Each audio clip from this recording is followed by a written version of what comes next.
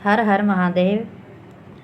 भगवान विष्णु जी गरुड़ पर बैठकर कैलाश पर्वत पर गए। द्वार पर गरुड़ को छोड़कर खुद शिव से मिलने अंदर चले गए। तब कैलाश की अपूर्व प्राकृतिक शोभा को देखकर गरुड़ मंत्रमुग्ध हुए। तभी उनकी नज़र एक खूबसूरत छोटी सी चिड़िया पर पड़ी। चिड़िया कुछ इतनी सुंदर थी कि गरुड़ के सारे विचार उसकी तरफ आकर्षित होने लगे। इस समय कैलाश पर यमदेव जी पधारे और अंदर जाने से पहले उन्होंने उस छोटे से पक्षी को आश्चर्य की दृष्टि से देखा। गरुड़ समझ गए कि उस चिड़िया का अंत निकट है और यमदेव कैलाश से निकलते ही उसे अपने साथ यमलोक ले जाएंगे।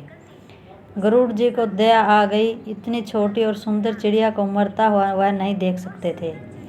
उसे अपने पंजों में दबाया और कैलाश से हजारों कोस दूर एक जंगल में एक चट्टान के ऊपर छोड़ दिया और खुद वापिस कैलाश पर आ गए।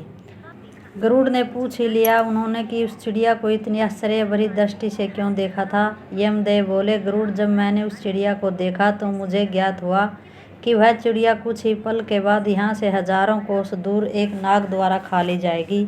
मैं ये सोच रहा था कि वह इतनी जल्दी इतनी दूर कैसे जाएगी, पर अब जब वह यहाँ नहीं है तो निश्चित ही वह मर चुकी होगी।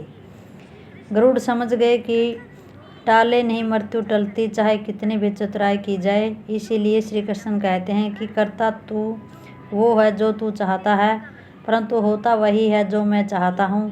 कर तू वो जो मैं चाहता हूँ और फिर होगा वही जो तू चाहेगा। जीवन के 6 सत्य। कोई फ़र्क नहीं पड़ता कि आप कितने खूबसूरत हैं, क्योंकि लंगूर और गोरिल्ला भी अपनी ओर लोगों का ध्यान आकर्षित कर लेते हैं। कोई फ़र्क नहीं पड़ता कि आपका शरीर कितना विशाल और मजबूत है, क्योंकि शमशान तक आप अपने आप को नहीं ले जा सकते। कोई फ़र्क नहीं पड़ता कि आप कितने भी लंबे क्यों ना हो, क्योंकि आने वाले कल को आप नहीं देख सकते। कोई फ़र्क नहीं पड़ता कि आपकी त्वचा कितनी गोरी और चमकदार है, क्योंकि अंधेरे में रोशनी की ज़रूरत पड़ती ही है।